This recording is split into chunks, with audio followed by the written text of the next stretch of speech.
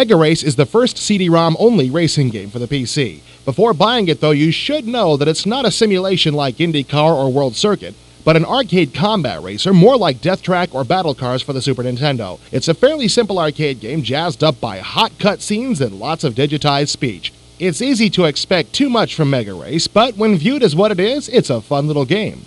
The setting is in the future. How far in the future? Who cares? It's only a game.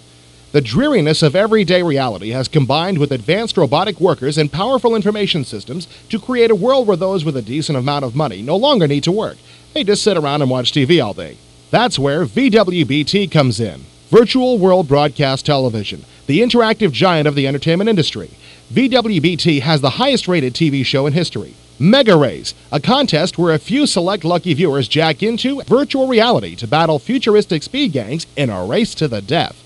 Your host for Megarace is Lance Boyle, the schmaltziest game show host this side of John Davidson. He's greasy, he's cheesy, he's so sleazy, he's entertaining. He makes David Lee Roth look sedate. Lance is a prominent feature in Megarace, having over 20 minutes of dialogue. I think he's a blast, but if you have a low cheese threshold, the escape key will shut Lance up in a hurry. The action in Megarace takes place on 16 different virtual racetracks in 5 different cities. You'll even race through transparent tubes in Atlantis. Even laid-back future types would get a little nervous with a racetrack right outside their door.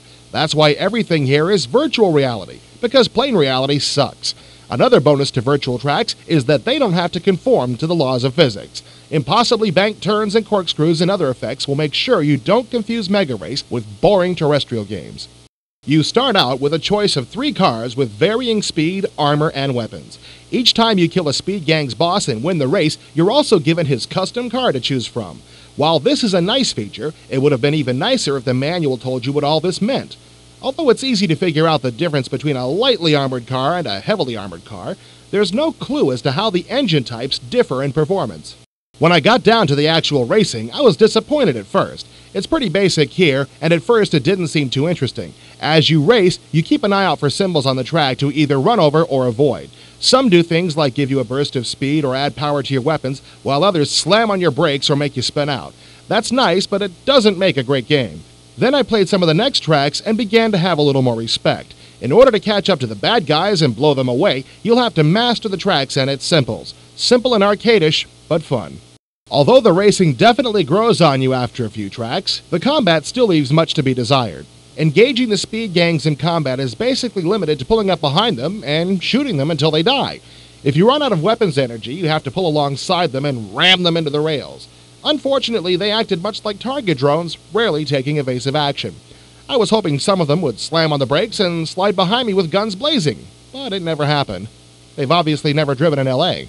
It seems a safe bet to say that any CD-based game is going to come complete with many megabytes of animated cutscenes to amaze and astound the buyer. In this area, Megarace delivers mightily and exceeds most of the other games out there. Although only in 320x200 mode, the cutscenes are spectacular. Your viewpoint floats along and shifts with extremely fluid animation.